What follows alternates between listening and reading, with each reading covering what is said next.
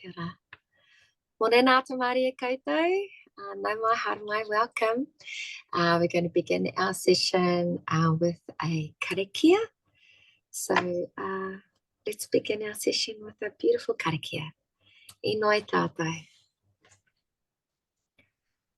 Haumanu mai runga, haumanu mai raro, haumanu mai roto, haumanu wai waho.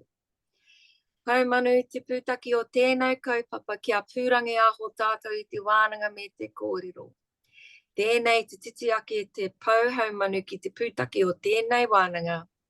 Tūturu o whiti whakamaua kia tīna, tīna, haumie, huie, taiki e. E mihi ani ki a tātou, tātou kua whakokotahi mai ki te kaupapa o haumanu. Tēnā koutou, tēnā rā tātou katoa. I'm going to briefly, and we want to acknowledge the Centre for Social Impact for making this and bringing this session to life this morning.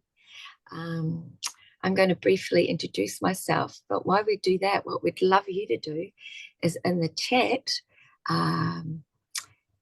what brings you here today, what organisation you're from would be beautiful. Thank you. If you could do that in the chat. Kia ora. So I'm just going to introduce myself. Tauranga moana, maua o maunga, tā te rangi nui, nai te rangi, nā te pukenga e tau nei. He taho tuku pāpā no nai te rangi nā te pukenga me te arawa o ku iwi no nā pōtiki tuku hapu o tauranga moana, tauranga tangata. He taho tuku māma no Whitehorn Stilo Denison and McKissick whānau. Kia ora whānau, lovely to have you all here. We've got a number of you joining us this morning and we're looking forward to this session very, very much. So, Louise, did you want to briefly introduce yourself? Aroha mai. I'm breaking the rules already. I was ready to do that a bit later, Hannah. Going with the flow. Yeah, kia ora koutou, ngā mihi nui aroha kia koutou. Ki te kai karakia tēnā koe tūmana, ko waio. Nā toi rawa ko pota ki te whenua nā tūhoi te rangatiratanga, ko Louise Mara tuku ingoa. Nō reira, tēnā koutou, tēnā koutou, tēnā koutou katoa. So my name's Louise, I whakapapa to tūhoi and to many of the Celtic countries, Scotland, Ireland and England, and also French and Italian, so the Romanic. And yeah, so I think of myself as a braided river, and it's been kind of my life's work in a way to bring both the colonizer and the colonized together in my body and to help understand how to bring that together in the outside body of the world. So this has kind of become Haumanu, a really core part of my mahi, and beautiful to be here today to present it to you. I always also feel a little bit responsible because it's a lot. It's a lot. So we'll just go slow and we'll do what we can. And yeah, and there's plenty of time to follow up if you're interested. So you can just all relax. I'm kind of telling myself that. Exactly. Thank you. Yeah. Ngā mihi, Louise, and I know I went off script a little bit. I think it's always important to acknowledge the rangatira in the room, and as the founder and creator of this beautiful offering today, I just think it was important. So yeah, I just wanted to acknowledge Louise. Today, whānau, what's happening today? Well, there's a lot happening today in this session, but really we're about bringing healing into systems change and organisations and all the individuals that sit within those systems and organisations. And before we really get into the kaupapa, we're just going to take a moment to bring us all into the space. And there's this beautiful kupu and this beautiful practice that our tūpuna did, and it was around ha, so our breath work. So what I'm going to ask you all to do, if you're a bit like me, I'm feeling a little bit nervous to this morning, so I think it would just be really good to kia tau, to just settle and relax into this space. So I'm going to ask you just if you can all lift your shoulders to your ears, release them, and do that 3 times in your own time. That'll be really good. One more time. And then if I can just ask you to settle into your turu, into your seat, or if you're standing, just relax position. If you're standing, just your feet the same width as your hips. Some of you may want to place a hand onto your puku, onto your pitu, onto your belly button, or or stomach, whare tangata, and another onto your manawa, onto your heart. And we're just going to breathe, whānau, ka pai. Breathe at your own pace. Some of you may like to close your eyes. Some of you may like to leave them open. It's entirely up to you. I just want you, if you've got your feet placed onto Papa Tuanuku, I really want you to feel into Papa Tuanuku. She might be a little distance from your feet, but you can still feel her vibration and her energy as you breathe into this space and this time that we all have together this morning. Ka pai. Kei roto, breathing in. Kei waho, breathing out. If you've got noise around you or noise within your thoughts, you just want to focus on breathing. Ka pai, on that breath. Breathing in. Kei roto, breathing out. Kei waho. Just take your time. We're going to sit here for a little bit.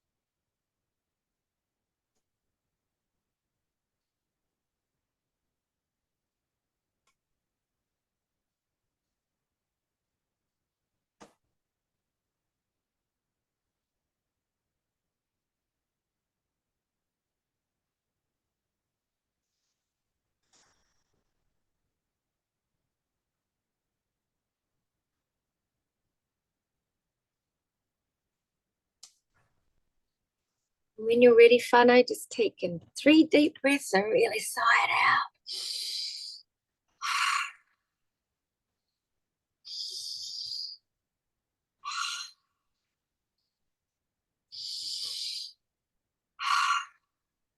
We need to do a bit of a shake. Some of you may might want to get up and stand and have a bit of a stretch. Let's take a bit of time.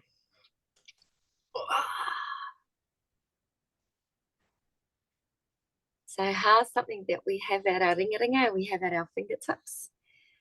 And if we take 2 minutes, and that was only 2 minutes, it gives us the space to decrease our stress and our anxiety if we're feeling a little bit like that. And it also brings us into a space of great focus. But it's also a beautiful gift that we can give ourselves. So it's just something that we always have that's available to us. Kia ora. We want to begin the session this morning with just giving you a little bit of whakapapa to the beautiful word Haumanu. So Haumanu is such a delightful word, and each word, the kupu Māori, has some whakapapa to it. So the word Haumanu is to revive, it's to restore, it's to rejuvenate, it's to bring back to health. And when we think about the word ho, if you think about the word Haumanu, hauora, ho is like your vital essence. It's like the vitality of a person. It's the vitality of who you are, a place, an object, an organization.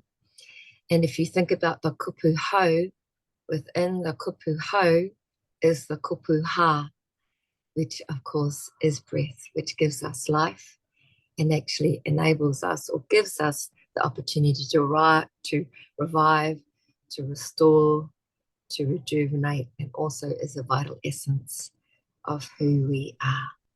So that is the kupu Haumanu. Kia ora whānau. And over to you, Louise. Yeah, thanks, Trihana. Yeah, so today we're going to kind of take you through the Haumanu framework, our kind of how-to work and a little bit of why, and then sort of talk about some of the opportunities to work in this way.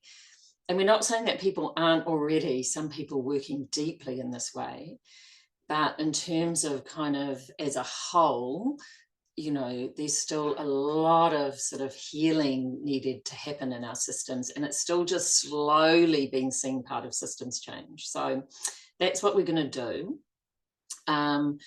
First, I want to honour, like we've been doing this work now for about 10 years, really developing it. I've been prototyping it in Aotearoa, New Zealand. We've been training facilitators, a community of practice, and we've been doing it around the world. And it's just amazing to see how people are more and more willing to kind of look at the trauma that kind of gets in the way of our systems change and means we keep repeating cycles, and actually be willing to kind of work in a different way. So, you know, this year, you know, I'm heading to Cambodia to work with a team who want to work with the killing fields, because it's always in the room. So how do they work with that? And of course, we have our own histories here of colonization. And it's like, how do we work with that actually sees it as a core part of the work of systems change, that healing and restoring the relational fabric, healing and restoring the wrongs that were done is part of allowing a new system to emerge. So we've kind of drawn on quite a bit as we've put this together. I'm kind of a bit of a nervous system geek and have trained for about 7 years with Peter Levine, other people too, Kathy Kane. So people who have really start to kind of understand the body system, the human physiology, and how that pertains to we'll talk about how that pertains to systems change. Also people like Thomas Hubel, who's done a lot, and I did my training with in collective intergenerational trauma in Europe and Israel. Like, how do we stop the deep cycles of, victims become perpetrators, perpetrators become, this deep cycle humanity gets in. How do we step out of that whole cycle? And of course, we have so many instances where that's not happening. And also just really one of my own Tūhoe ancestors who got me into this work and continue to be a guide. And also I have deep roots into my pagan, earth-based Celtic whakapapa. And it's so, there's so many similarities to Te Māori. So these are kind of the resources we've drawn on. Because of course, connection to earth as earth matters so much in the healing work. If we start off as disembodied, disconnected from earth, we actually aren't connected to the flow of life. So much of this work is that we connect ourselves back into these earth bodies, the earth and the flow of life. And of course, so many teams are so full on and busy that doesn't get time. So what we're going to talk about today is sometimes what we don't get time for means we're actually coming from trauma, and trauma then leads our systems change. I'm going to say some outrageous things, and you can feel free to go, we hate that, we don't agree. But I'm kind of not, I'm just going to say them because otherwise I'm muting myself and that's not helpful either. So yeah, so you know, I work a lot in this healing systems movement, creating that in a global sense. And we're pretty clear that most systems are still, I don't know, in the 90% trauma-led. And I'm going to take you through some examples to substantiate that as well. But trauma needs to be healed, not followed. That's a really important thing. Trauma needs to be healed, not followed. It isn't a wise guide. It's a hurt place. And what we have in our beings, and I'm going to take you through the nervous system soon, is we have a lot of trauma architecture, strategies, and they're all intelligent, but not to lead a new future.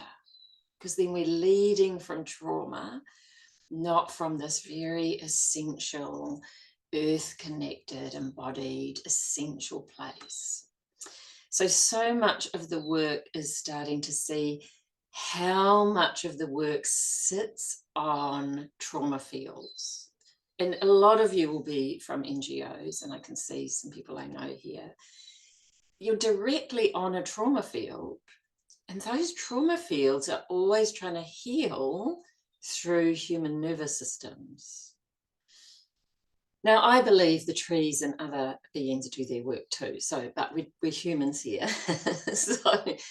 But the way we've set up work hasn't been set up to allow for this transformation of the very trauma we sit on as part of the mahi. So Haumanu is we actually take account of the healing work as part of the work. It's not that we go away and become great healers for 10 years, Carl. We actually learn how to do it as part of the sacred work we do. Or that trauma that we sit on is likely to be coming through and leading another distorted movement. It's very humble work because we're all caught on the busy highway, and the busy highway is a trauma highway. It's a trauma highway because it's, let's keep moving, let's keep going. You know, it denies so much of the life force that's here that we join to be able to heal our systems. So I'm just giving some overriding things, and then we're going to go into it so you can go, whoa, it's kind of already a lot. Yeah, so let's take a moment just to let that digest, because this is part of the thing, that we don't let things digest. And in this work, while you're doing that, I'm just going to show you this beautiful thing I use a lot. Just find it.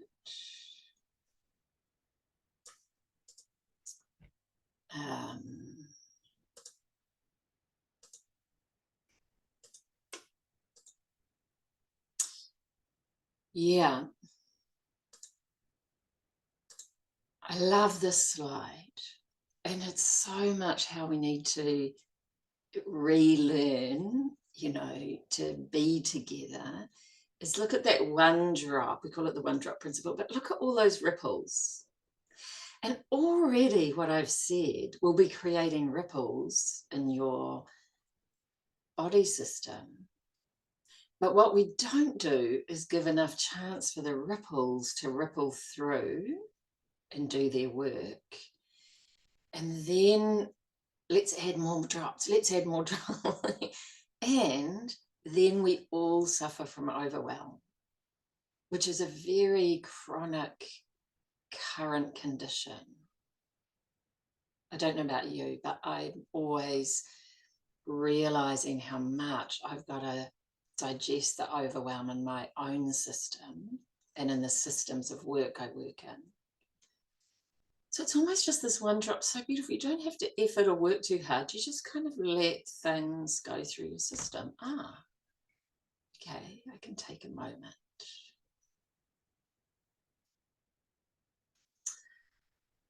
Yeah. And it's like, when did it become a radical thing for us to pause? When did that happen? So that's one of our tools. But I wanted to show you so we'll use it during the webinar, because I can also get quite activated and excited, talk too fast, and and then I become the overwhelming thing. So that's a way of kind of managing that.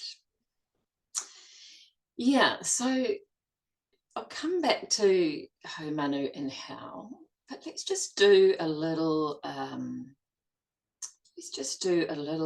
process through your own nervous system, just to understand a little bit. And it's an invitation. If you don't feel like picking up that invitation, kei pai, it's all good. Hey, sometimes we're not in the space, so there's no pressure. But one of the things I like is, in the last 20 years or so, psychology's actually gone through a major revolution. And it doesn't mean that's found its way through all disciplines, but it's become, to me, a lot more holistic. And it's become much more about the whole body system and not just about, say, neural wiring or cognition, so it's and it's become much more in some ways about our interbeing. And to me, that really fits with my whakapapa and with my more indigenous whole way of seeing things. And in our nervous system, we kind of have three main parts, and I just want to take you through them because it's super important for how we approach our work. And there's other ways of talking about this, so I'm just going to use this for now, just because we've got a short webinar. And some of you have heard me talk about this a lot, but just come along, because I spent 7 years on this, so you wouldn't have done that, I don't think. So in our nervous system, in our physiology, in our bodies, and many of you will know this, is our essential part. We have an essential part that, while I carry intergenerational trauma, I'm not trauma. It's super important. I'm not trauma, and neither are you. Some carry a lot of intergenerational trauma. There's a lot for me in being both colonizer and colonized, but I'm not that trauma. I'm this very essential being who's part of the earth body, who's connected to life. Hey, and science calls this the ventral vagal. Like, we have a whole nerve. Resmaa Menakem, who's a Black activist in the USA, calls it the soul nerve, S-O-U-L. So we have this in our wiring. It's amazing. Like, we can feel the flow of life through it. We can feel nature. I can feel you. We can feel a room. It's just it's the magnificence of being a human being. And we don't often have processes that brings this alive in our work, but we need them, because it's the only place that'll change the world from. It's the only place that'll change systems, because it's where I stop being competitive with Tuihana, and I really have the ability to feel and connect to and find our interbeing, our fabric across te wā, the vā, like, it's a place where we build connective tissue that can hold magical change. But through, this very Western Orthodox way of being, and this productivity we're not bringing this medicine in, and we all have it. And it also stores your specific medicine. I want you just to feel that place right now. It's very Māori tau, Māori ora, Māori aroha.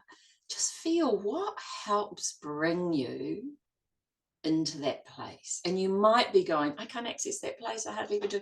There'll be things you do already that really help you.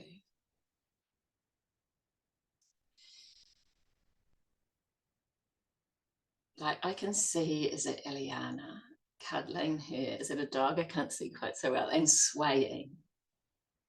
Like just think, what helps you come into a place? Like, I love to dance. I love to move. I love music. I love being with the trees. I love being in the moana. Like just think, what helps that for you? And imagine yourself doing that thing right now. Or being with that being. Just bring that thing close. Might be a connection to maunga, awa. As soon as I'm connected to, you know, my maunga, my awa, my moana, I'm in a different state because I'm not an isolated being. And just notice what happens in your body. It might be hard for you to access right now. And with the one drop, we also work on the 1% principle. Always try and feel something just 1%, or all you'll feel is your pressure to feel. Does that make sense? If I'm forcing myself, all I'm feeling is my pressure. 1%. Just have a sense, wow, what does this place do for me? And love to see anything in the chat. Like what's your felt sense of when you do this thing? What do you feel?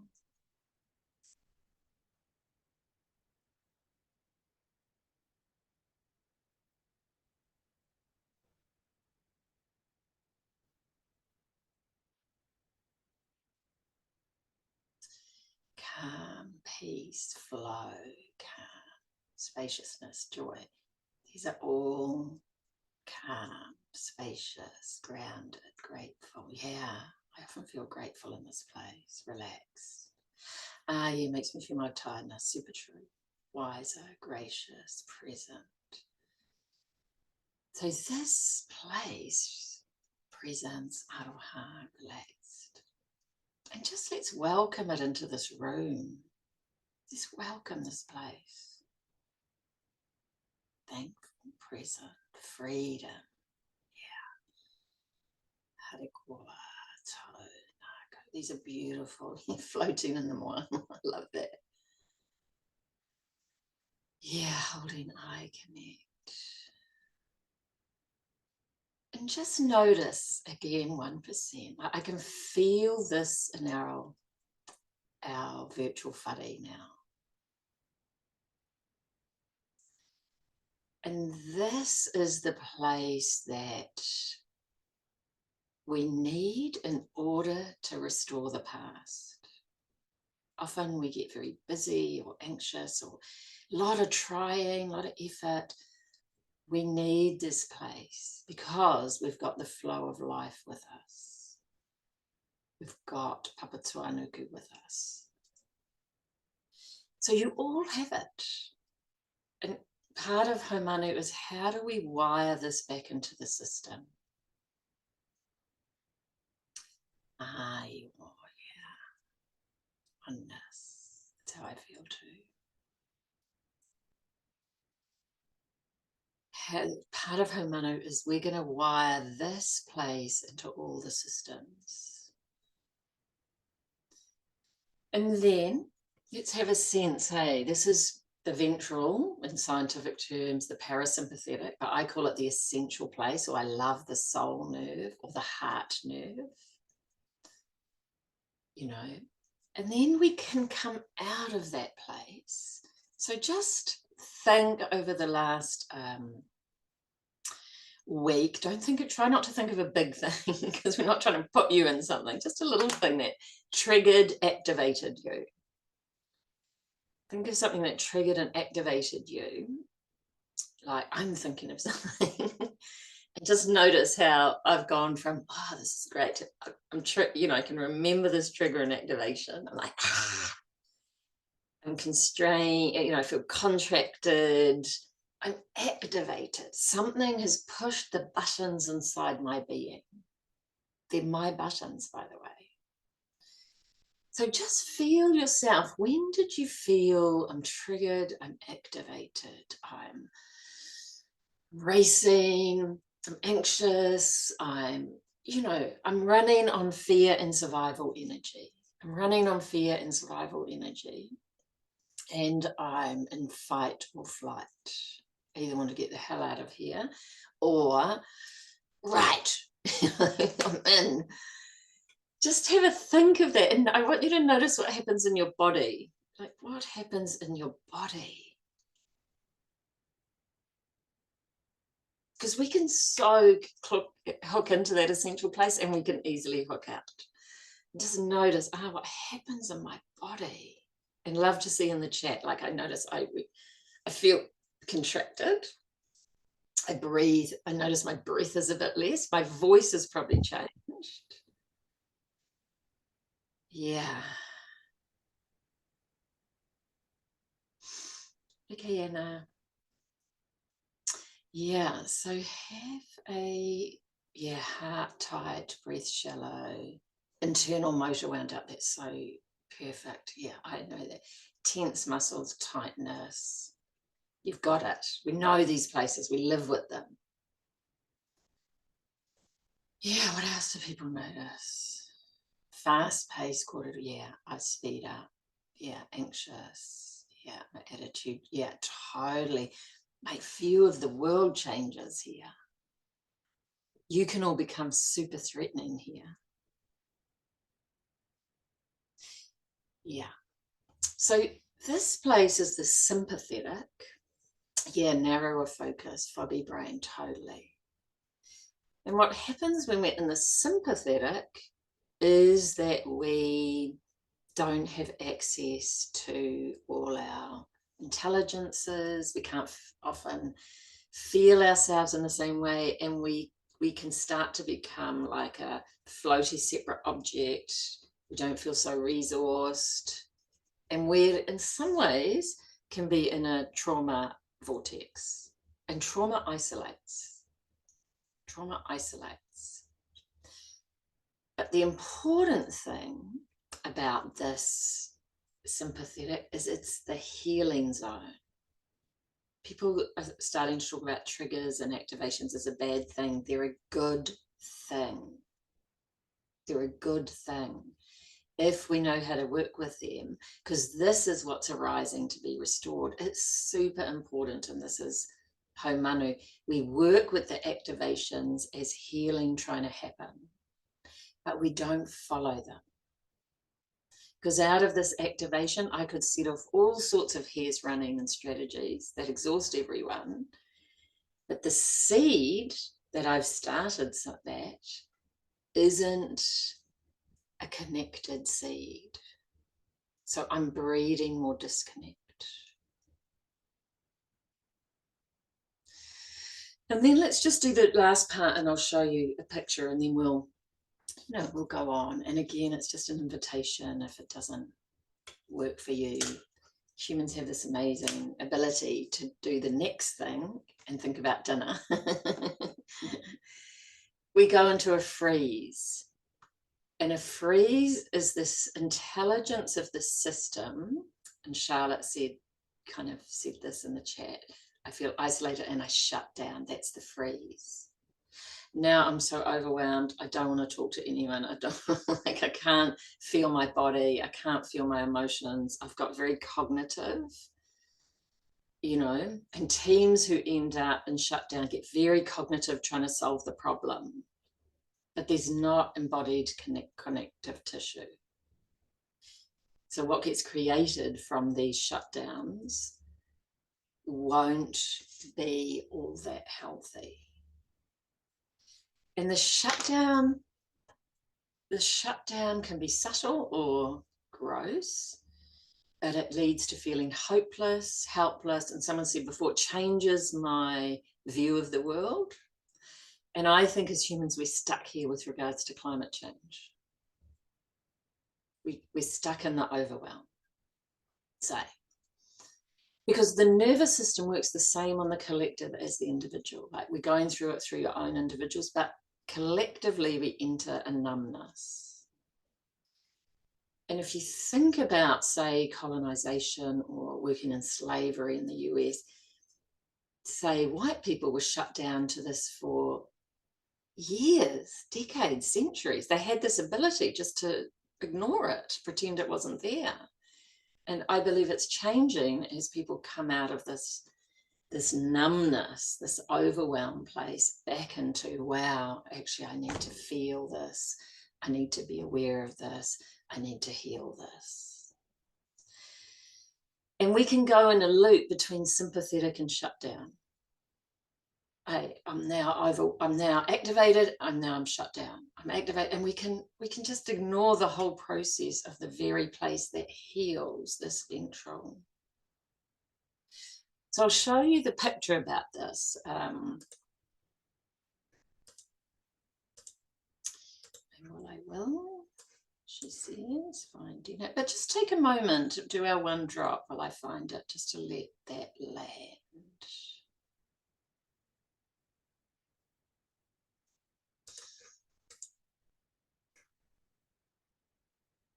Yeah, just to see what's landing. And to see what you might not like or disagree with. Totally fine, of course. Share.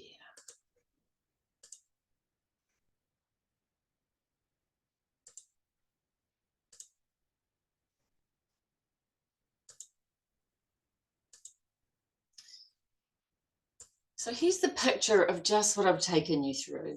Here's this ventral, my interbeing. I'm connected to Earth as Earth. We can be very creative here. We can be very curious. It's really also my desire, say with Tuihana, I'm using her as an example because we work together all the time, is not to compete, even unconsciously, is actually just to connect and feel the medicine between us. So I make room for her medicine, her rongoa, her pumanawa, and I make room for mine. I don't have to suppress mine to allow hers. It can be as magnificent as it wants, and I allow hers, and together we find this medicine. And here's the sympathetic, which actually is just mobilization. And if we have one foot in the ventral and one in the yellow zone, our actions are very deep and connected and part of the earth flow. But what happens is if in the mobilization I get disconnected from that essential place, then I can get very strong activations, very strong ego defenses, which is trauma architecture. So I'm walled off. I'm not bringing my medicine because I'm too afraid. Others are too afraid. Everyone's in their trauma strategies. I'll be the good girl. I'll be nice. I'll just work harder. I'll earn the right to be, we're in these trauma strategies that were so intelligent when we were young, but they're not going to change a system. They're just going to keep setting off more trauma-led solutions.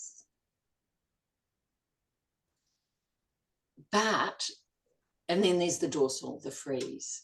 But what's important to know is that things come out of the freezer and into the sympathetic in order to be healed.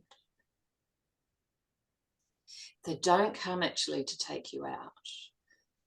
And because it's such big times and big things, and people are all on trauma fields, these big things coming up through human nervous systems in order to be able to be healed, that and restored, that heals the past and creates a future that is not a destiny, but is a fresh future. Trauma keeps creating destiny, cycles of violence, harm.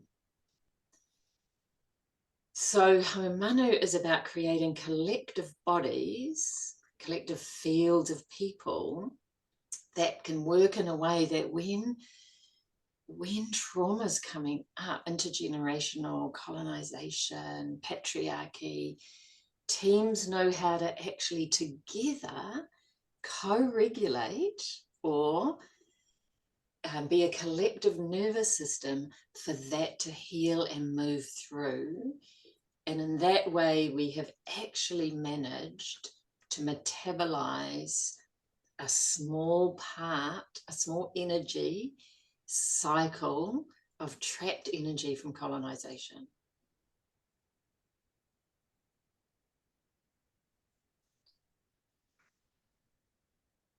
So we work that the activations, if they can be worked with, the triggers in a healthy together way, no one's left alone as a single nervous system.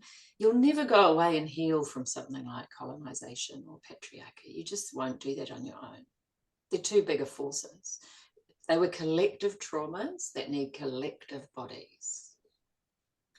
But if we ignore them and we create a solution on top of a trauma field, we're going to set off a trauma-led solution. I know this is just, in some ways, like a lot.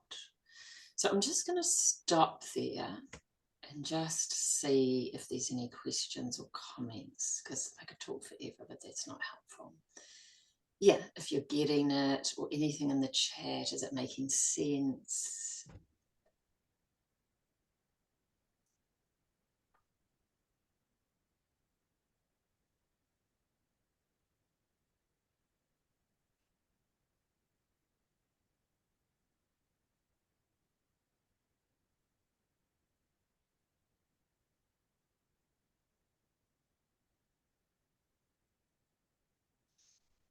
I love it. Creates destiny, yeah.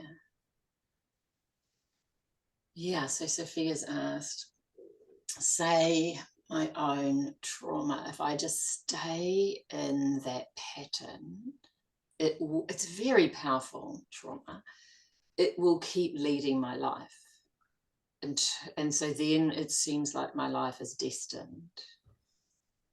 But if I can step from that and begin to heal that and know that I'm not trauma and come from a different place as well, then I have so many more futures available to me than that very powerful destiny. And that to me is what's happening in humanity a lot, not everywhere.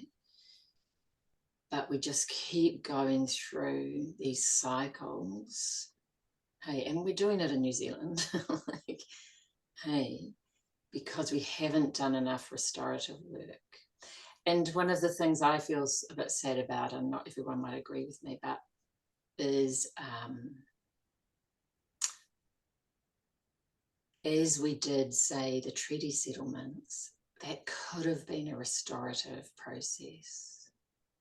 And mostly it wasn't, between the Crown and iwi. And so we still have, in some ways, a disconnected Crown, you know, cognitive, hey, because that deeper restorative work hasn't been done yet. Yeah, so let's have a look at some of the questions. Yeah, I hope that answered the destiny. Graphic was helpful. Yeah, we'll send that out. Yeah, captures those special moments of connection. So Haumanu is about, we're going to wire in the optimal place relentlessly, which brings you all joy and me all joy and brings you all to life. And we're not going to bypass the activations. We're not going to pretend they're not there. We're going to work together so that we heal them together as they arise. Because they're not generally your trauma. That's important too. What arises through you is you sit in a trauma field, like a lot of NGOs. We take it personally, but it isn't personal. It's intergenerational, and it's sometimes the trauma field itself trying to receive some healing. By healing, I mean trauma energy circles, creating destinies. We want to turn those energies into flow energy. We want them to move through, and then we get so much more space and creativity. And in your own bodies, if so much is frozen, the freezer can get full, but you're also spending a lot of energy keeping all that frozen. And when you release something, you get so much more vitality because you get this space in your body system, as well as you don't have the same amount of energy trying to freeze that part. So it's just incredible to work in this way. Let's have a look at some of the other questions.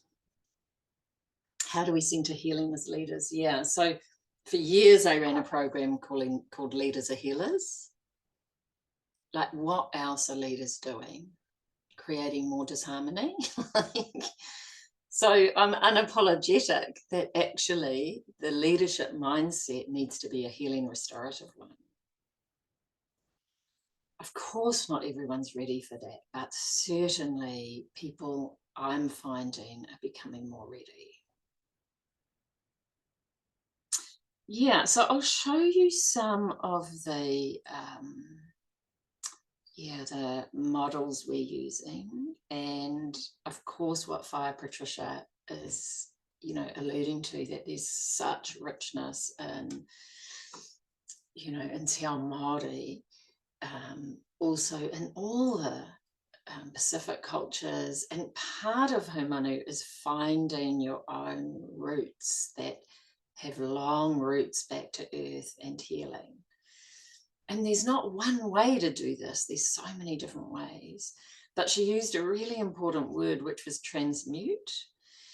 And trauma, if you like, is a denser energy, and it needs to be met with aroha in order to transmute that energy into free energy.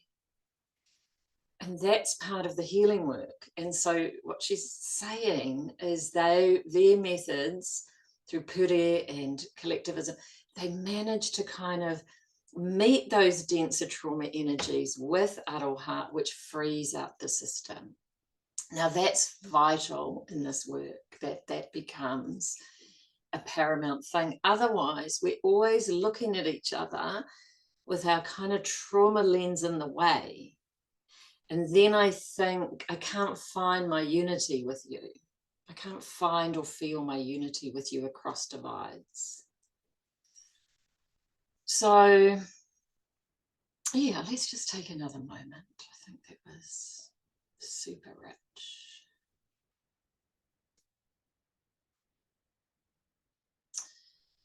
I'll find my slides.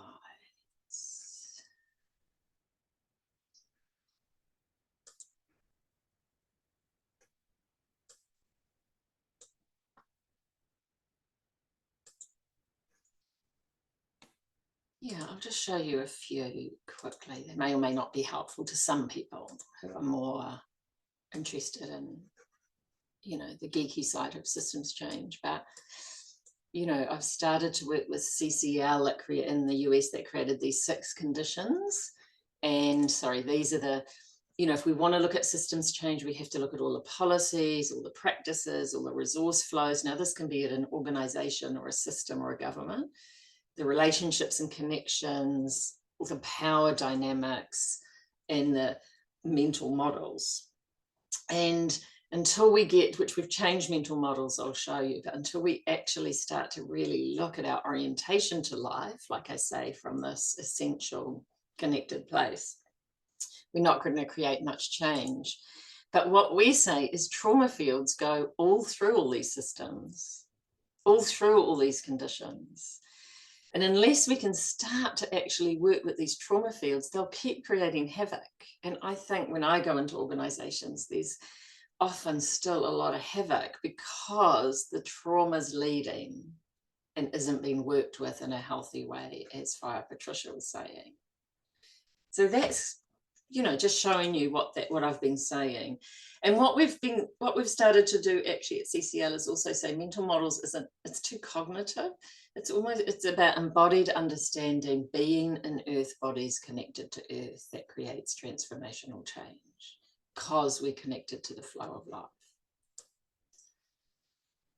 So that's kind of what Haumanu comes in. Here's our beautiful Haumanu model, which is as a forest. Oh, sorry. I don't want that one. I wanted this one. Always have more pauses. We must have been needing one.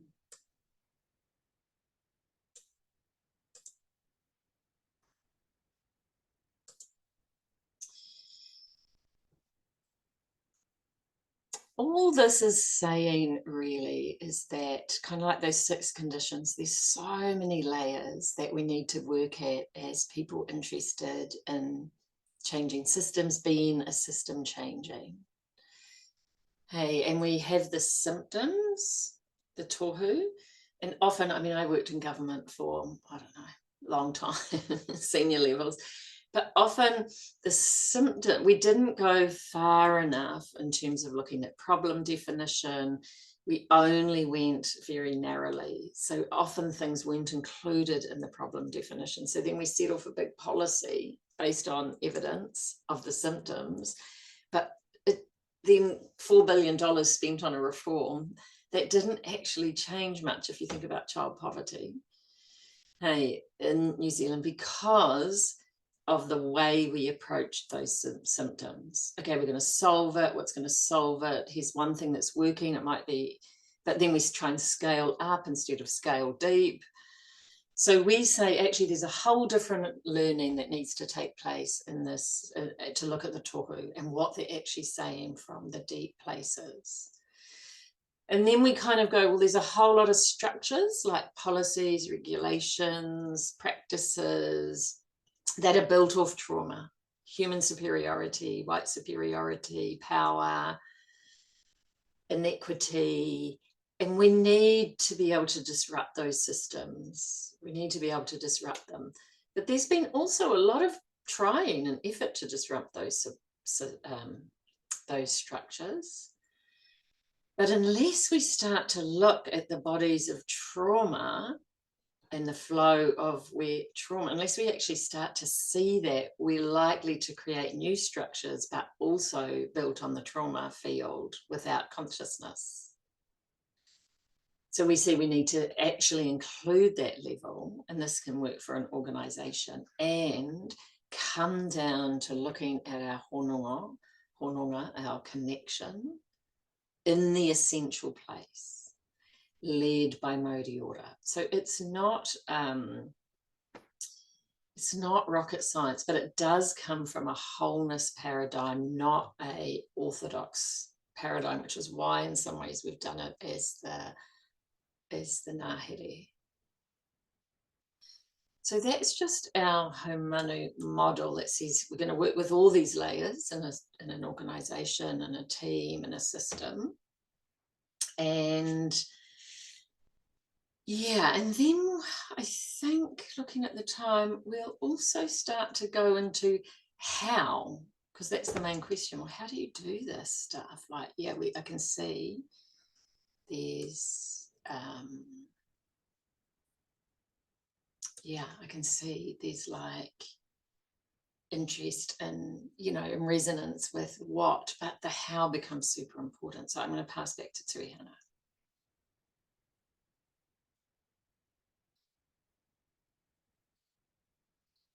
Just going to introduce Ata. Yes. Would you mind putting the model up, please, Louise? Ata? Sure. Let me just have another pause while I find it. Kia ora, thank you.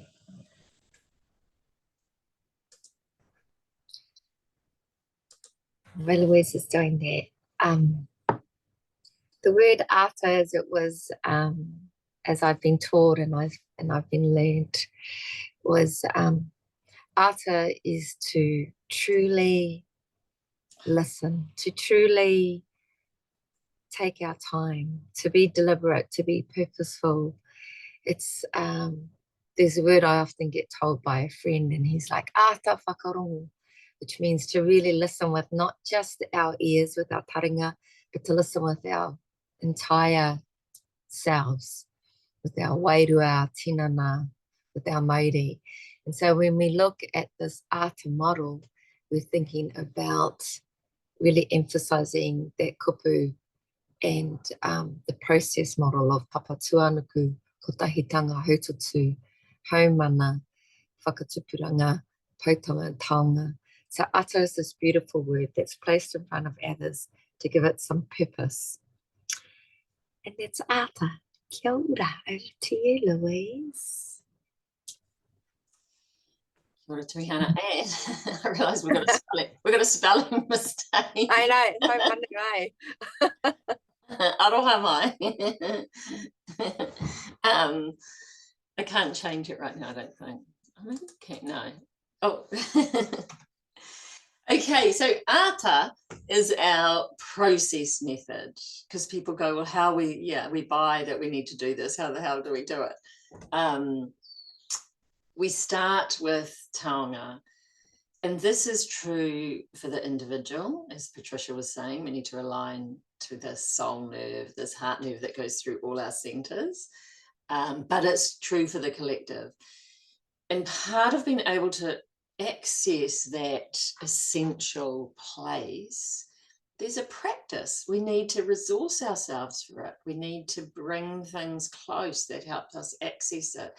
It's not a hyper individual activity, it's an interconnected activity. So I form my connections. I work with the trees a lot and wrote my book on that, because trees are amazing to connect us to earth. They have a nervous system. So we're resourcing and resourcing.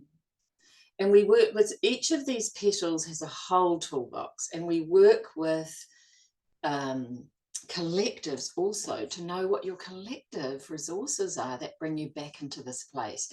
Because you can't, yet, as humanity, it's very difficult to stay in that essential place. We come and go because we've got so much to heal. But we need to learn the art of coming back. Oh, we've all got into an activation. Let's come back to a resourced place, and then we'll be able to work with those activations. You won't work with them. You won't work with the triggers with the triggers. It's like the ego structure, trying to sort the ego structure. It won't work.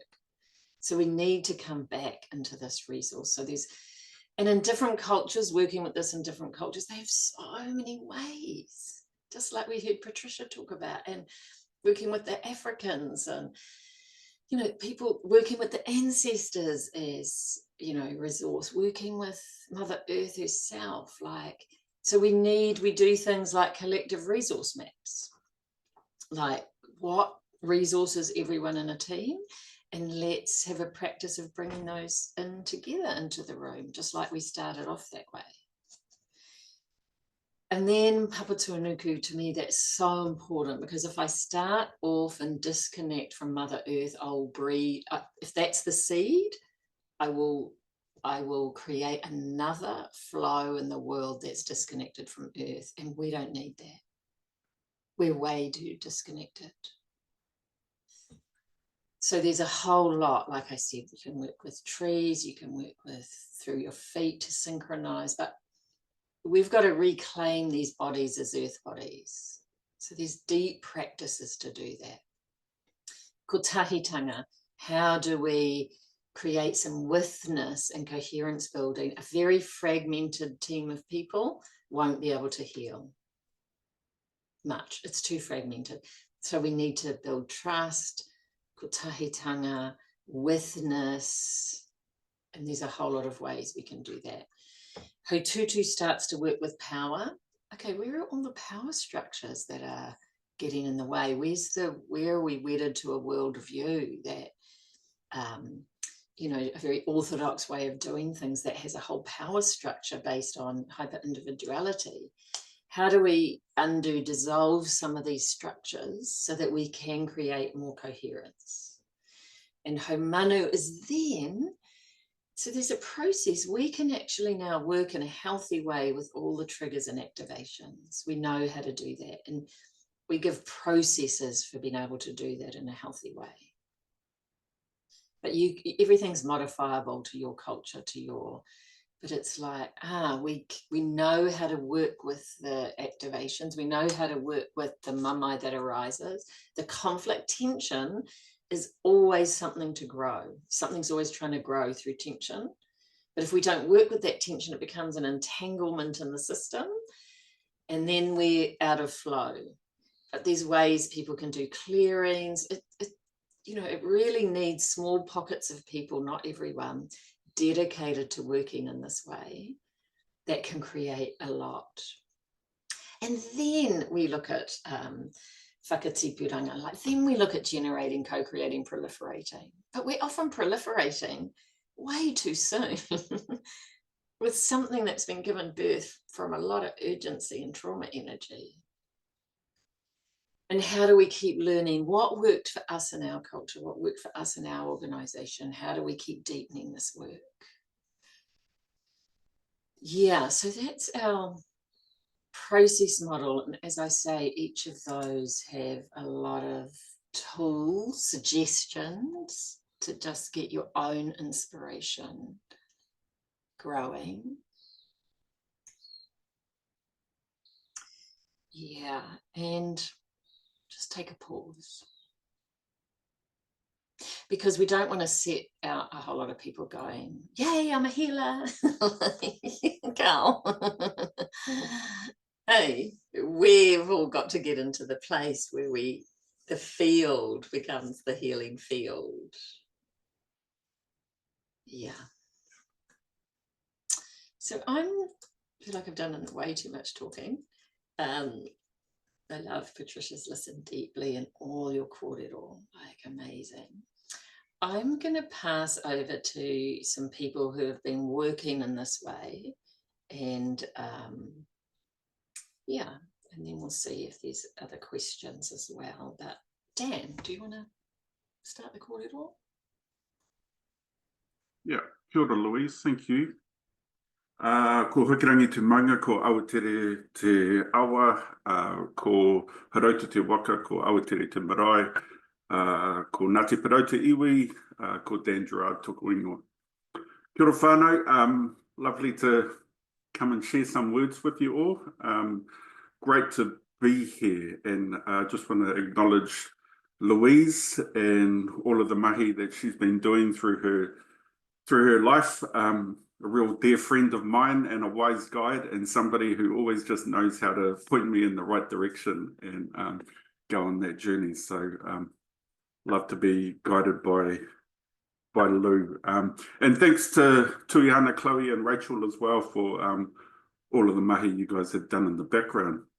So yeah, it's a bit of a privilege to be invited along to share my experience with Haumanu, and also wanted to acknowledge via Patricia, very similar stories. My dad was that guy, my grandfather was that guy, and so appreciate those things and how all of those things surface, and I suppose how that shows up for me and why I want to work in this way is you can see it in the systems. Like, I think once it became obvious to me what needed to change within the systems, it was that thing. How I coped with my trauma is I buried myself in a corporate job for 20 years and worked extremely hard and got praise for it. And as that praise came through, or then that's how it was.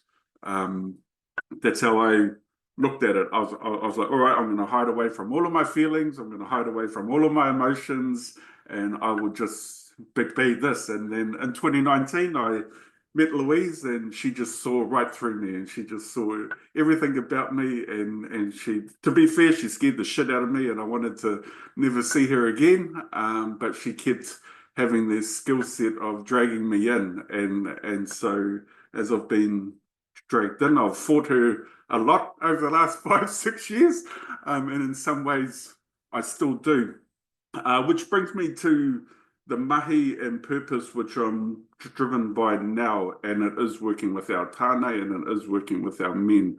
And I look around the screen, there's 70 odd people online, and I see about 4 or 5 men here. And so I think, okay, this is why it's important. Like, lovely that there's a space for the wahine, and every platform I sign into, it always seems to be the wahine online. And so feel purpose driven to be handed these tools and these models and this way of working in doing that work. So I did do a lot of men's coaching, men's stuff online and stuff like that. And the Haumanu work has just helped hold me in that space of knowing where the trauma comes from, knowing how to process that, and knowing how to navigate my way through that. I think the most helpful thing that I've done over the last 5-6 years is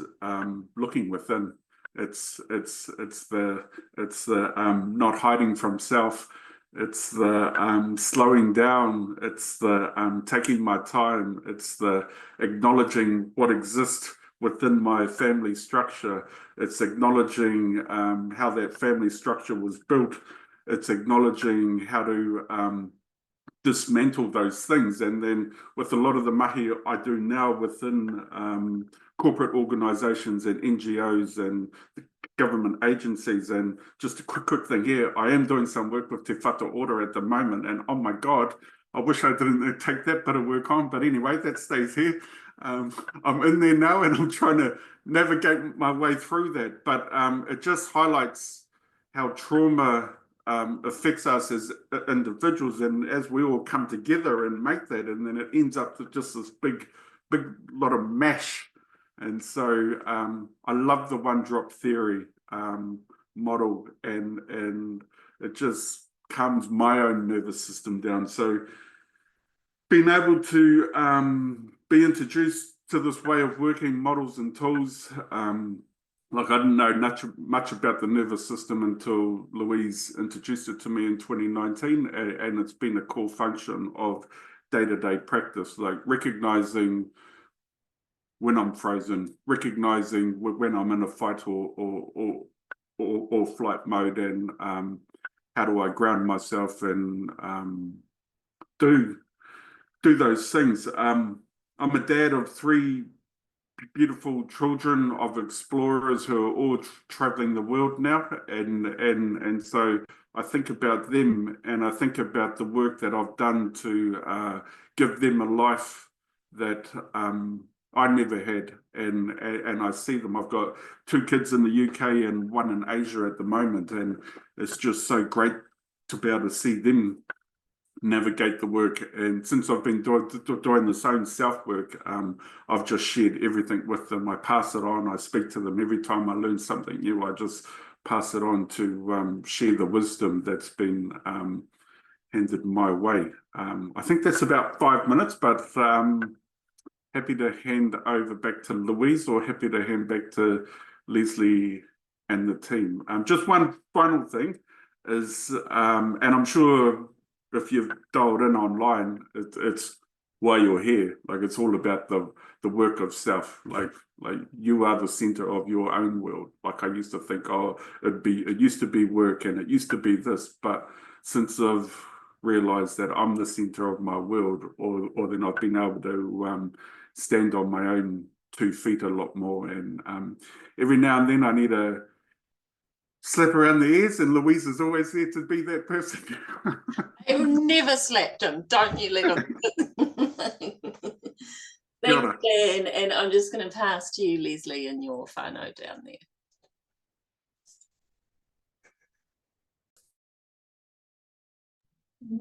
He mihi aroha ki a koutou hui hui mai I tēnei ata. He mihi nui ki te whānau o te haumanu kaupapa and he mihi aroha ki aku ko kona. Ko waia ko Leslie Gray toku ingoa, ko ngā pū te iwi, ko ngā te hao te hapu. Engari, e noho ana au ki te rohi o te ihu o te waka. And e mahi ana au e raro I te korowai o Ngāti Rāroa me te Aotearoa. So I'm from Ngāpui, live here in the top of the south, and I actually work at Te Akina Marae. And I've been here now for the last 7 years, delivering a kaupapa called Tūpono Te Manukako Te Whānau, which is working with whānau affected by violence. That's it in the mainstream form. How it's evolved over time is basically supporting whānau to live and sustain mauri ora. And of course, if we have mauri ora, there's no violence. So it's just shifting the focus from the problem to where we all sit in our natural beings, and then we have our mauri ora.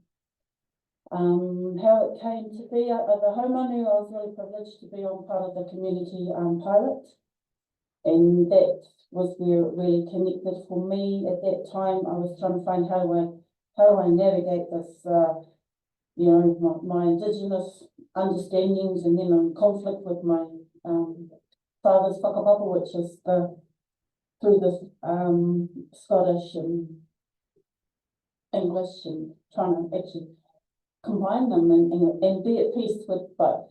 So it was an internal struggle going on. And then with the after COVID, it was like, well, there's got to be something else. How does this opportunity, which I think we missed the big opportunity in Aotearoa to reset this Haumanu kaupapa, and that's what it's been for me, and it's reset myself and reset how I mahi with whānau. And it gave a structure on a whole lot of ideas that were floating in my head and didn't know how to put together. So I was really, really excited, and it actually gave me some hope again. There is a way through this. And so from there was, we have a group in Motueka, and it was the Whiti Kōrero group, and it's a community group that come together. And then it was just like, we need to go a step further here, whānau. And then ended up with these wonderful wahine here to take this Haumanu kaupapa, which we've been coming together now 2.5 years. And there's another 2 of us that can't make it today. And we've been doing mahi together. I think we worked out, we were in the taonga space and we were pulling in our resources, and then we worked into the grounding space of Papatūānuku, and now we're into that kōtahitanga space. And we're like thinking, there's a bigger picture than just us, and we needed to put back into Louise Ma, and that's sort of came about a month ago. And just hooking back in, because our biggest moemoea is we have a beautiful Motueka community. And this is a way that we can move forward in Motueka. And how are we going to do that? We don't know. We're doing that infinite possibilities. We're not going to, we haven't got a destiny. We've got infinite possibilities. So we're not restricting ourselves in that way. And it's been a ata haere. And we find ourselves here. And it's quite timely for me, with lots of things going on. There's funding changes, and the Tūpono kaupapa has come round to a full closure for me. And where to next?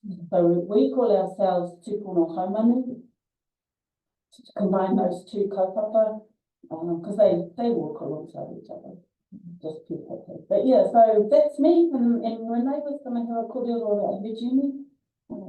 Kia ora te whānau, ko Renee Hamilton, taku ingoa. I'm Pakeha, I'm from up north and living on the top of the south, working in our difficult fields, you could say, in our trauma fields, and wanting to do different, seeing beauty in the one-to-one work, not from any of the system structures or learnings necessarily, but just from being connected with people and helping them, and then thinking, I am but one. How do I do this? Scale up. And how do I have true support to do it, and come together with some amazing wahine here, and launching in with all my fear and vulnerability of being in the right place at the right time, and exploring all this with these guys. So, yeah. And that our 5 minutes.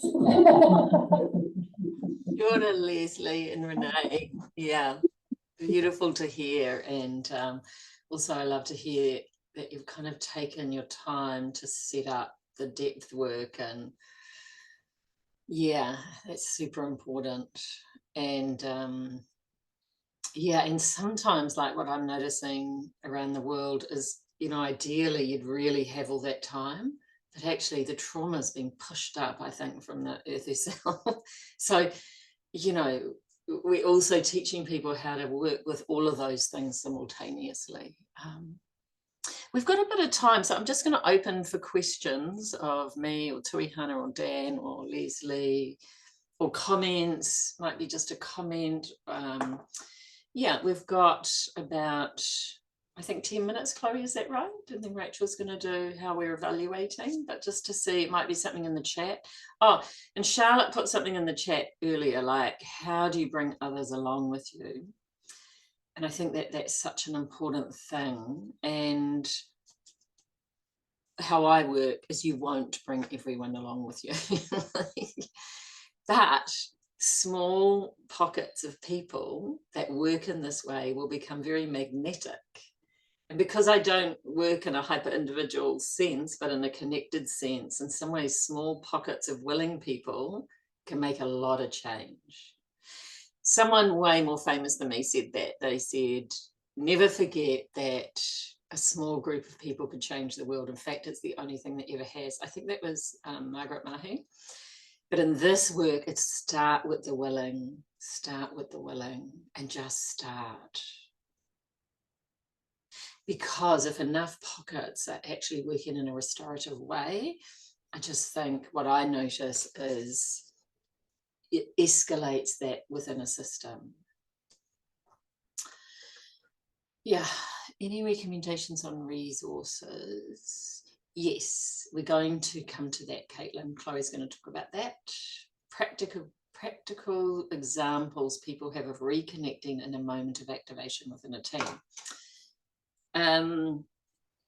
So what we work with people to do, you know, and it does take a, you know, there's capacities to build in this work. Like, you know, we've got to rebuild capacities. That would be the same in Patricia's work. But a really core capacities is I know when I'm in my trauma, and I know when I'm in my trauma architecture, and I know when I'm in my essential place. That's a big essential capacity. Imagine if all leaders knew that. So then in a group, say, who are used to working in this way, I might say, wow, I'm really activated right now. Could we take a moment as a group? So I don't make that activation only mine. It's coming through me, but some reason it's for the whole group. So I might say, gosh, I feel a lot of rage or anger about, you know, coming through me, say about some of my intergenerational lines, or something maybe to do with separation from the earth, or the situation on the earth. And then we all give it some space.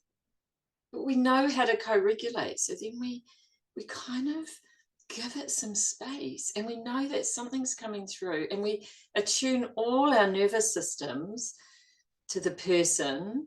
Like I was trying to do that when Patricia spoke, that she's not on her own speaking that, I'm right with her. And actually have a shared experience about also one of my children died. So I really was with her. I'm with her, witness. So we get people, if the activation, I don't have to feel shame somehow, then we all can co-regulate, we can all presence together, we become the resource, and it moves through. And generally, it leaves us with a great learning that's needed for the whole team. And if we're not suppressing those activations, we get a lot more vitality arise in the team then, okay, let's push through. A CEO said to me the other day, no, Louise, we just need to push through. And I said, okay, for you need to wait now 4 minutes or something, because I was saying just pause for a minute. She goes, no, we need to push through. Okay, you need to wait 4 minutes. Or to me, Hannah's 2 minutes. So yeah, there's a way in which we can work from such our true humanity. Do you know what I mean? Where trauma gets transmuted all the time. Okay, so there's a few people who have to leave. Yeah, I think I'm going to pass to Rachel so that we can do that. And we might come back to some of the questions, but I'll pass over to Rachel. Kia ora, Louise. Kia ora team, kia ora whānau. Ko ai o no UK o ko tipona, ko tangata tiriti aho, no tamaki makoto, toko kāinga I nai nei, ko Rachel Trotman, toko ingoa. So I'm Rachel. I'm based here in Tamaki Makaurau, and I support this work around reflection and learning. Evaluation can be quite a triggering word for people, but I just want to share with you a few things about how we're coming at that in this work. So I've got maybe 3 or 4 slides, and Michelle's going to put them up now. Okay, so evaluation and learning is often one of the things that drops off, and we don't take the time to reflect and learn. So with Haumanu, there's no end goal, there's no end point, there's no predetermined indicators or measurement. It's ongoing, and we're just tracking how people are feeling, what they're using, and what is changing as a result. And clearly, we're also really interested in how the approach has been experienced and how we might strengthen it over time. So that's a collective endeavour. Here are some of the things that we pay attention to within the relational space, with a real attitude of just being curious, being open. A lot of evaluation emphasises the doing, the activity, and it underplays what's happening within us and between us. But this is what we're focusing on with Haumanu, what's going on in us, between us and through us, and what's that's leading to. So we inquire into what's resonating with people, what's landing, how resistance and challenges are showing up. We're also really we're asking people to identify tohu or signs of change for themselves, for their teams, and in the organisations and wider systems that they're part of. And we also want to know that the tools and practices that people are finding useful, what they're applying, what's different as a result, and what people are learning about restorative leadership and about bringing healing into systems change mahi. So yeah, we always wanted to challenge and iterate our thinking and involve this field of work together. As Louise said, there's so many people working in this ways, and it feels like there's a real moment of coherence around this centering of healing. So a shared learning focus is also really primary. So next slide, Michelle, just a few of the tools that we're using to do that. As we do the work, we're building in reflective processes throughout, whether it's in person or online. We reflect on what's happening for people, what's resonating, how people are feeling, and we use this to shape the work as we go. After our sessions, the team that's holding that session, we debrief on what we observed and sensed and any implications going forward. So every session, every process is a feedback loop for us, and we'll do that after this session as well. Next slide, Michelle. Sometimes we ask people to identify personal tohu or things they would like to change for themselves linked to this work. Te whare tapata is a great tool for doing that. We'll check in with them later on progress and what was behind any shifts. And we always emphasise connection to earth and are interested in changes in people's relationship and connection with the earth, with nature through this work. Next slide. So the most powerful thing is always sharing experience and storytelling, and we interview people a lot as we go through. Sometimes we compile video stories on what working in a more restorative way means and looks like for people, and what they've gained from exploring this and what they're learning in the process. So here's 3 videos that we've made, and they're all on the Centre for Social Impact website under Te Puaha. And then finally, Louise I showed you the 6 conditions of systems change framework before, and we sometimes use this to identify changes and shifts that people want. And this can also be used for yourself as your own system, but more commonly, with organisations or bigger systems. So what are people wanting to see changing, and are these emerging through using some of these Haumanu tools and practices and ways of being? So we recently did a map for one organisation of the key shifts people wanted to see, and it really helped to make things clear in terms of where blocks lie and remedies required. So that's just a little flavour of what is really a shifting reflective practice. Back to you, Louise, or Tuihana? It's Tuihana. I thought we were, is it Chloe? So that we are, no, actually, aroha mai whānau. Mōtaki here, apologies. If anyone has any pātai or any questions, before we hand it over to Chloe, we're now open, now got some time for questions and for some sharing. Ka pai?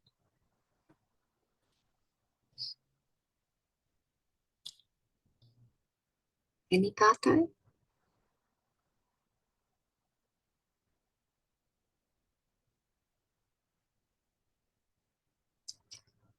No? Carl? There was one in the chat from Sophie. Yes. Yeah, and I guess one of our hopes, and Chloe will talk about next steps, that this work can seem huge or something, but I really want to encourage that it's actually a natural human way of working that we've become disconnected from. So you'll all have that kind of ability, hey, and the more that we wire in this soul nerve, heart nerve, the more we come into, I call it the flow of life, but it's also the flow of information. And I said, not everyone's ready for this work. This was Sophie's question. And, kei te pai in a way, but also sometimes I notice that organisations are very stuck in the sympathetic and freeze, and they don't even know they are. But everyone will tell you the cost on them. Everyone will tell you the cost on them of exhaustion, burnout, unsafety, anxiety. So sometimes in organisations, I kind of really just surface what the current issues are and what the cost of the current culture is on individuals. And then it's like these different ways into the work. I'm not saying it'll work in your case, Sophie, but it's like, you know, there's different ways in, and then people go, oh yeah, this is how we all are. Like overwhelm, I started off by saying, is such a big thing in today's world, which leaves people disembodied. And if people can start to go, actually, there is another way of working. Like Leslie said, it actually gives hope. Yeah, so not everyone's going to buy this approach or ready for it. But like I say, if there's small groups, even within an organisation, who are willing to work more in this way, that can do a lot. Yeah.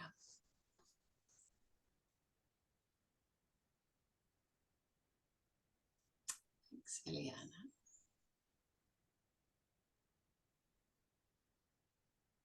I'm super happy to see more of the barriers. Like, what would be the barriers of working in this way in the chat too? Like, don't want to, yeah. Don't want to be over idealistic.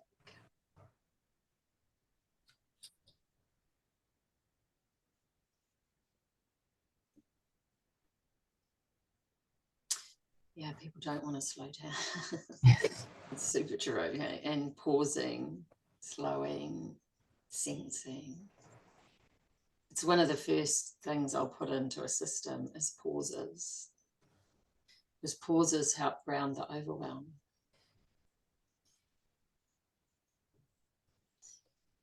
Yeah, people are at different stages of healing.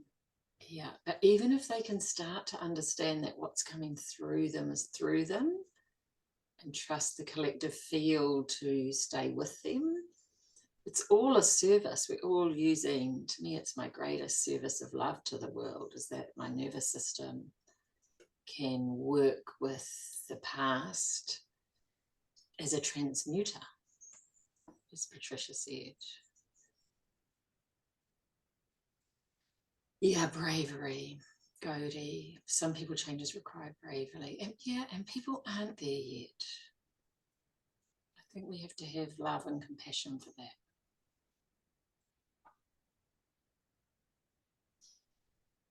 Yeah, the funding. I so hope the funding crisis, kind of what Leslie said about COVID, can be used as impetus for a different way of being, not more stress.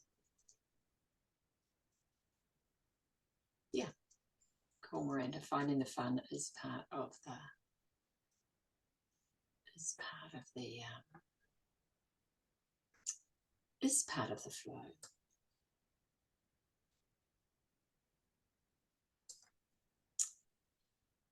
Yeah, over to you, Chloe. Oh, kia ora everyone. Ko Alton Te Awa, ko North Sea toka moana, no Safakahau, ke Waiheke Island toka kainai and nānei, ko Chloe Howard, toka whenua.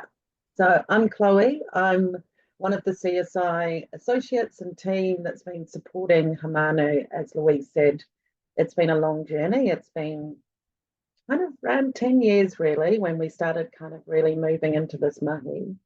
And just so awesome to see so many people in this space and online, and just recognizing all of you for taking the time to kind of slow down, pause, and be part of the session. We know that you're operating in big systems that have got lots happening, and hope that you've been able to have a little bit of nourishment just even in this time. So I'm going to give some of the practical stuff. So the background to how we've got to today is we initially started a community of practice that was around 2 years ago, and Leslie was one of the people in that. And it was a prototype because it was a community of practice where the Haumanu team learned alongside 15 people that had been part of community organisations and were wanting to see how it could work. Haumanu is always evolving, as Louise and everyone said. It's not a set process, it's really about embodied resourcing and connecting to your own kind of whakapapa and journey to enable Haumanu to flow. Following that, the community of practice, we then looked at running some facilitation training, and we worked with 15 facilitators, and some of them are on the call today. So just really want to acknowledge, we've got Mel here, Miranda, Lydia, I think I can see, and Dan and others. If I've missed anyone, there's lots of screens. And the purpose of the facilitation training was really, we wanted to kind of look at how we could support Haumanu going out further. And one of the ways to do that was to really kind of expand out from the team of people who could perhaps coach or support or work with organisations and people to support embedding Haumanu. And also the facilitators that we worked with are all working in the community sector. So it was building their toolkit and also allowing them to take Haumanu and that way of working out into the work where they were working. So that's kind of led us to where we are today, and we've got this webinar, and it's about gauging interest and appetite and seeing where there's energy and really working to see where we can support next. So one of the things we wanted to share is that we're working towards a sort of 2-day symposium in August, and that is about bringing people together who are interested in working in this way, other systems change approaches alongside Haumanu. We're hoping to have John Kania, who Louise is working with at the Collective Change Lab, and he was also the person behind the 6 levers of change, the water systems change model that Rachel shared and Louise shared. So we're hoping for him to be there as well. But also, I'm going to put some info in the chat, and what that's going to include is kind of contact details for us, and also kind of if it is something that you're interested in and there's energy or appetite for something like another community of practice or something along those lines, I'm going to ask you to just email into the contact, and what we will do is take that on board and then see what we can look at delivering, or if there's something we can do to support that. But what we're also going to share is you can start resourcing yourself right from now. So we've got some awesome information up on the Te Puha o Te Ako, which is the CSI Knowledge Hub. There's a whole series called Ngā Here, and it's Ngā Here for teams. And this is all about the resourcing. So it's all about ways that you can open your team sessions, you can bring some of this mahi into already to build that resourcing there. There's Unu Ora, which again is a beautiful set of kind of how we opened our session today and what a difference that made just to everyone in the room. So I'll put those details up about, or actually Michelle might even do that, the contact detail for CSI or Te Puha, and just put Haumanu in the thing. If you're interested in doing more, we'd love feedback. We'd love to hear how it's landing, what you're interested in around it. And then as we said, if people are kind of, we do have the sort of Haumanu coaches, which are our facilitators. So there is a way to provide some support through that. And I think Michelle will be sending out everything with lots of links on it. So you'll get all the information there. I also, just before we go, I think, Tatiana, are you still on the page here? Is a colleague or friend who's working in the US with an organisation, or Canada, I think, or called Systems Sanctuary. And she's been working on some kaupapa called Scaling Deep. And I'll put that up as well. And also we have Jade here, who's part of a group in New Zealand called SAS. So we just want to make sure, you know, that there are others working in these kind of ways and trying to build a bit of a community and connection across. I think that's probably everything from me. Louise, was there anything else? No, just really appreciating. Yeah, awesome. I'll hand back to you, Tiliana. For whānau.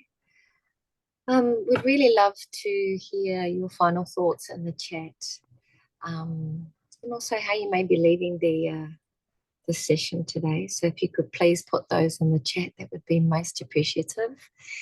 And again, just want to reiterate the beautiful resources that are available, such as the Ngāhere, Kōrero, Inu Ora, and many other resources on our platform for Centre for Social Impact. So please, we really encourage you to visit the website and look through all the various taonga that are there on that site. Beautiful. Lovely.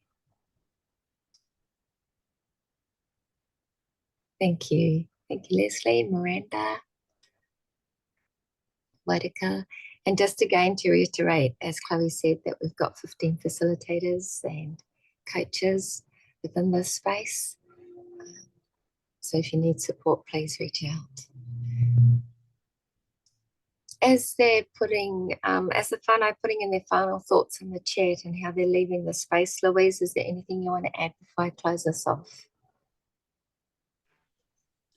Just encouragement that for yourselves. Hey, we can often try and get everyone else, but just, you know, there's such a way to start working in this way for yourself, and it just, yeah, can make such a difference to those around you, especially if you're in leadership. So just encouragement from us, and we are really here to support if you need support in it as well. So thank you for all being here.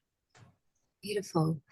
So what I'm going to do is, we've actually had someone from the whānau that are online this morning ask to close us, but what I will do is I would like to just sing us a karakia, sing us, sorry, a waiata, and then we'll have Whai Patricia finish off with us off with the takataki. Ka pai, Whai Patricia? Kia ora, ngā mihi.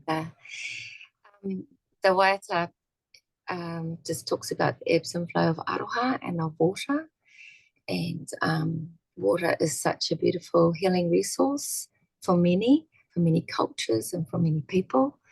In fact, if you talk to a lot of whānau from Aotearoa, one of the many things they'll always mention is the sea or the river or the lakes that surround us, and also the flow of aroha.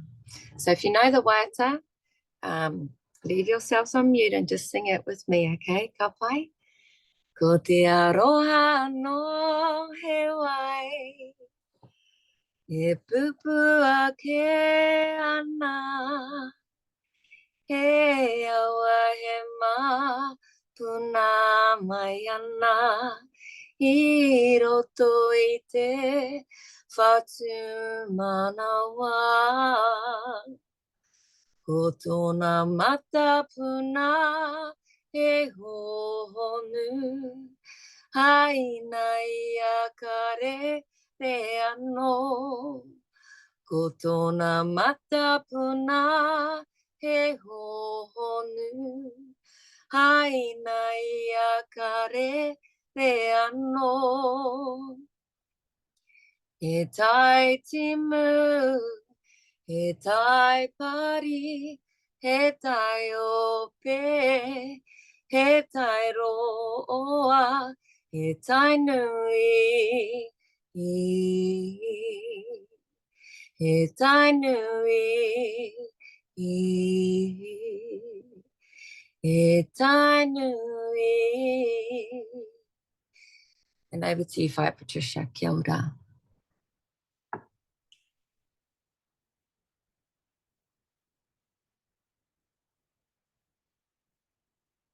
You still on mute, Whai Patricia?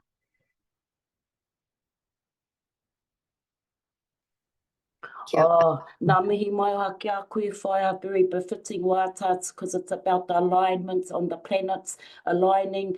Our knowledge systems actually come from Sirius, Matariki and Ngāhau Whā, the stars. So ngā mihi whai, your waiata's wrapped it up. I could feel tangaroa hini moana, the ebb and the flow of this group coming together, where it's like a kākano or a seed, but it's our input and our effort. We come as a collective in unity that will grow this kākano. So ngā mihi whaia, beautiful. The taku I'm about to share with you is from Papa Joe Delamere. It's from Io E O, it's channeled, and it's about tāwhaki and the three baskets as tāwhaki descended here in Whakatāne down on the waterfront. For the knowledge bases that were brought down through the heavens to our people and the DNA and the whakapapa with that knowledge base. So ngā mihi. Thank you, Louise. Thank you to all of you, wahine, to everybody. It's I'm sitting in governance. Last Friday, we're at a stage, an audit dropped out, and oh my God. So now I had the whole clinical team saying, what do we do about healing the team, the systems, the healing? So we had no solutions Friday. Coming with you today, thank you so much. I can feel there's a pathway. We're going to be contacting you, and we need some help. We're needing some help within the Te Whatu Ora systems to change the paradigm shift within the culture and the implicit bias that sits in their subconscious. It's not what they're saying, it's what they're not doing that will validate and substantiate that they're not benchmarking out inequity for Māori and service delivery, and we have no outcomes. But I can go on forever, I'm too passionate. Ngā mihi mai o kia koutou, and I'm looking forward to coming back with you again. Kia ora. Io whakatata, io whakanui, heke heke, inuku heke heke, I papa, te kore kore, I ahu mai, po takiwa, ka ahu mai, ka au katoa. Ko te ira tangata, te tangata, ti hei mauri nui, ti hei mauri roa.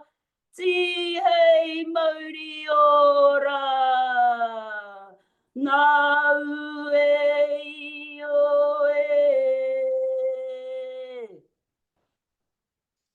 Kia ora, ka kite. Nā koe whaia. Kia ora whānau. Ka kite. Beautiful and powerful. Yeah. Thank you. Thank you. Ngā mihi aroha. Yeah.